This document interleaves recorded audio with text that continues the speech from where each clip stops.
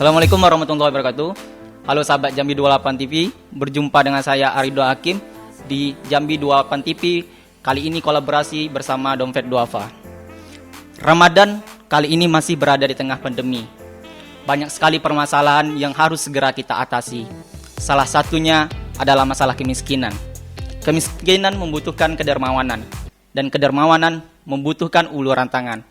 Maka hari ini banyak sekali hadir lembaga filantropi keislaman, lembaga sosial kemanusiaan, seperti Dompet Duafa, yang semoga bisa segera mengatasi permasalahan di negeri ini. Kali ini kita telah kehadiran salah satu pemateri yang luar biasa.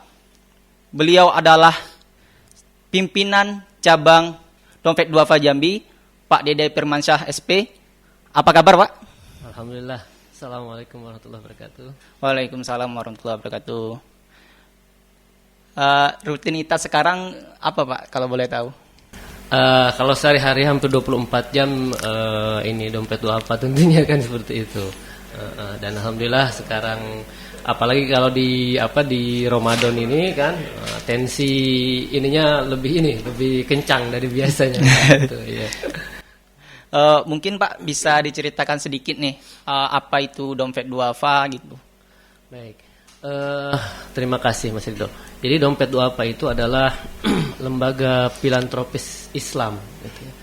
Memang lahir daripada kesadaran kepedulian terhadap umat Islam, memang awalnya seperti itu. Dan ini termasuk lembaga filantropis yang yang sudah lama ya, semenjak tahun 1993 adanya gitu. Yang kemudian menginisiasi lembaga-lembaga sejenis gitu ya, sampai alhamdulillah sampai sekarang. Kalau sekarang sudah alhamdulillah sudah tersebar di hampir seluruh provinsi di Indonesia seperti itu. Menarik nih Pak, kan saat ini kita memasuki bulan Ramadan kan Pak. Iya.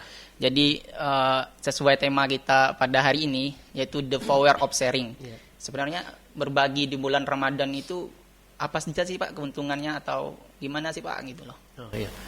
Jadi sebelum ke situ mungkin saya ingin cerita sedikit tentang masalah berbagi ya, sharing.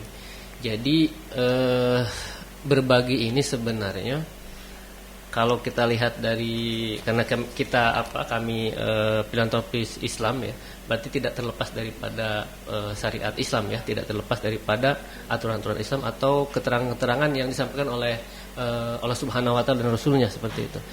Jadi bahkan penciptaan manusia itu sebenarnya untuk berbagi gitu. Dalam berbagai bentuknya tentunya.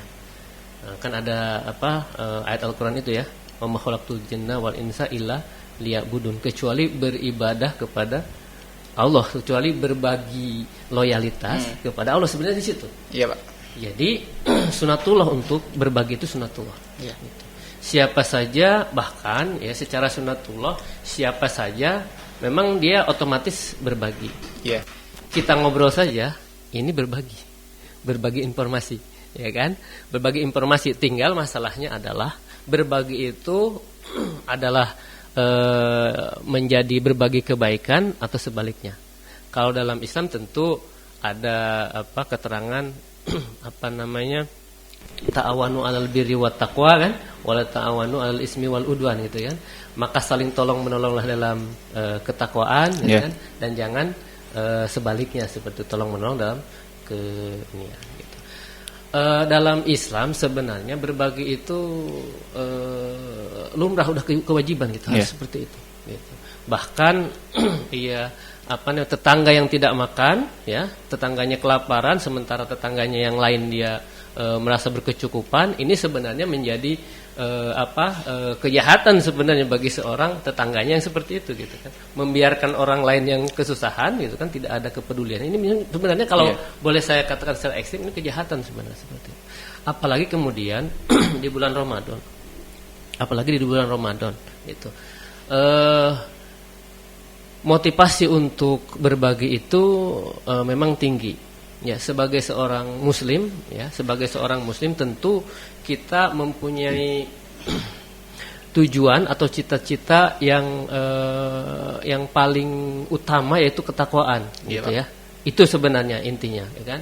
Karena apalah yang di dunia ini yang kita cari kecuali ketakwaan. Gitu kan? Di hadapan Allah Subhanahu Wa Taala tidak dilihat apapun kecuali takwanya, gitu kan?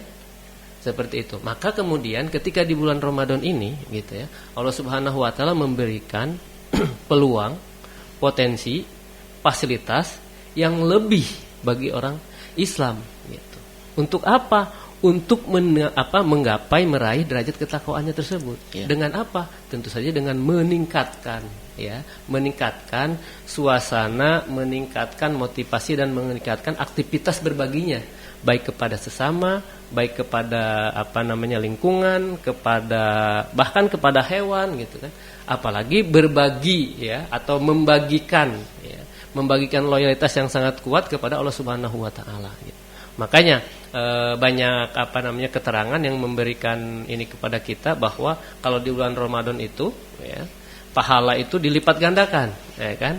Kemudian kalau dia ibadahnya sunat, maka kalau dia dilaksanakan maka seperti wajib. Kalau wajib berlipat-lipat lagi. Artinya apa? Artinya meningkatkan motivasi seperti itu.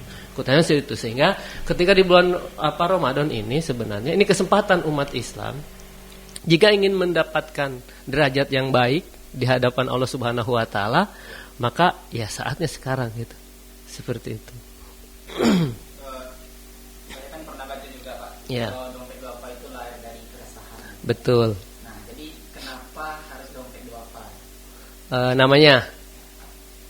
Oke. Sebenarnya memang ya sedikit ini ya sejarah, ya kan. Ini sebenarnya lahir daripada kegelisahan dan keresahan dari waktu itu sebenarnya para jurnalis dompet duafa, karena lahirnya itu hampir sama juga dengan lahirnya dompet duafa sekitar tahun 93-94. Kalau kita dulu ingat tentang reformasi ya sekitar itu. Nah, tidak lepas dulu dari Ijmi dan seterusnya itu. Ya. Keresahannya adalah waktu itu ya. Ketika ada sosialisasi tentang dompet Republika Korean Republika gitu ya. Kemudian ada informasi ya tentang sekelompok mahasiswa ya yang iuran menyisihkan uang jajannya uang paketannya lah ya gitu kan. Yang tidak seberapa dibagi lagi untuk apa? Untuk membantu mengentaskan masalah-masalah sosial yang ada di lereng Gunung Merapi di Yogyakarta. Nah, dari situ sebenarnya kegelisahan itu awalnya gitu. Nah, kemudian sesudah itu ya para jurnalis ini ada jurnalis senior sebenarnya ya. Jurnalis senior ada Pak Sinansari, ada macam-macam lah gitu ya yang di dompet duafa mulai Pimred dan seterusnya semuanya gitu kan. Nah, kemudian mereka berkomitmen untuk menyisihkan penghasilan yang ada, walaupun sebenarnya penghasilannya terbatas itu yang ada setiap bulan untuk disisihkan untuk kegiatan-kegiatan kemanusiaan. Makanya pada saat itu muncul kolom donasi pertama di di Koran Republika, namanya dompet duafa seperti itu. Menarik, Pak. Berarti berangkat dari perasaan mahasiswa ya. Hal sederhana sebenarnya, hal sederhana gitu. Jadi kebaikan itu kalau menurut saya, kebaikan itu tidak mesti kita mulai dari hal-hal istilahnya yang wah, enggak gitu. Dari hal-hal sederhana, mungkin kecil atau tidak dilihat orang gitu kan, tapi kemudian akan bergerak menjadi sesuatu yang besar. Ya, lahirnya dompet itu sampai sejauh ini, sebesar ini, jaringan seluas ini. Ya kalau cerita dan kita lihat profilnya itu kan lahirnya dari hal-hal sederhana juga rupanya seperti ini. Jadi pelajarannya hal kecil itu walaupun kecil tapi insya Allah bermanfaat gitu, akan pasti ada gunanya seperti itu. Baik lagi nih, Pak. Ya. Tema kita the power of sharing. Baik. Kekuatan dari berbagi. Nah, jadi kalau yang membedakan dompet duafa dengan lembaga filantropi lainnya itu apa? Kemudian kenapa Ramadan kali ini kita harus banyak-banyak berbagi? Kenapa sih kekuatan dari berbagi itu sendiri? Baik. Sebenarnya ya dari skala kemanusiaan ini tidak jauh berbeda, ya kan? Cuma beda motivasinya saja, gitu. Karena dompet duafa itu adalah filantropis Islam, gitu kan? Jadi lahirnya ataupun motivasinya dari motivasi keberagamaan, yaitu Islam. Walaupun kemudian secara teknisnya, aktivitasnya itu kemanusiaan semuanya, sosial dan sebagainya, dan tidak mengenal mengenal istilahnya suku, ras, agama dalam dalam melaksanakan kegiatan atau program-program kita, seperti itu.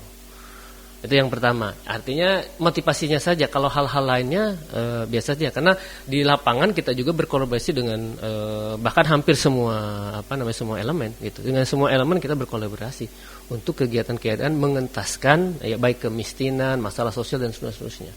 Karena masalah ini kan tetap terus ada ya. Dari zaman dulu masih tetap ada. Artinya lembaga-lembaga seperti ini atau orang-orang yang berkecimpung di bidang ini tetap harus ada gitu, tetap harus ada. Gitu mungkin. Terakhir nih Pak, pertanyaan. Iya.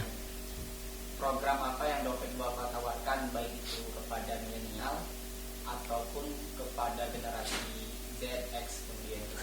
Wah, ini menarik ini. Ini menarik gitu ya.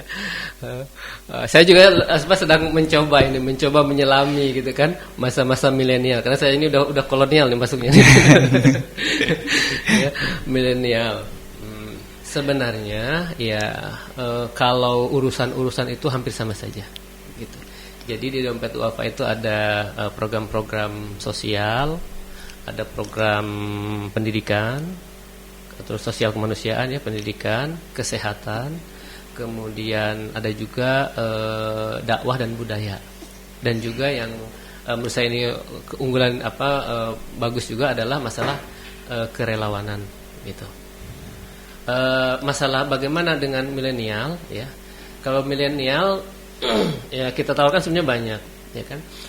Terutama kita ada program tentang institusi kemandirian. Gitu. Kemandirian dalam arti mungkin bisa menjadi kemandirian skill ataupun kemandirian berusaha atau bisnis. Yeah. Insya Allah mungkin dalam habis Ramadan kita akan gulir ini. Programnya berupa pelatihan dan menjadikan ya para milenial ataupun mungkin calon-calon startup gitu ya, untuk memulai bisnis gitu. Kita insya Allah akan coba gulirkan gitu kan. Kita juga udah sebenarnya kalau konsepnya sudah clear ya. Kemudian para pelaku usaha juga sudah banyak yang kita ajak kolaborasi dan bersedia. Jadi program ini tinggal running aja, tinggal jalan. Mudah-mudahan insyaallah mohon doa Mas Rido dan kita semua ini insyaallah mudah-mudahan habis Ramadan ini bisa kita mulai dengan program-program tersebut gitu. Karena pada dasarnya kemiskinan itu itu lahir karena ketidakberdayaan. Jadi kuncinya kalau menurut saya adalah memberdayakan dan membuat orang-orang untuk bisa berdaya. Maka kemudian insya Allah nanti sesudah itu ya masalah kemiskinan sedikit ini akan bisa berubah. Gitu. Baik, terima kasih Pak atas kesempatan dan waktunya pada hari ini. Ya, terima kasih sama-sama. Baik, terima kasih pemirsa Jambi 28 TV atas program Jambi 28 TV bersama Dompet Duafa podcast. Berjumpa lagi dengan saya Arido Hakim di Jambi 28 TV. Wassalamualaikum warahmatullahi wabarakatuh.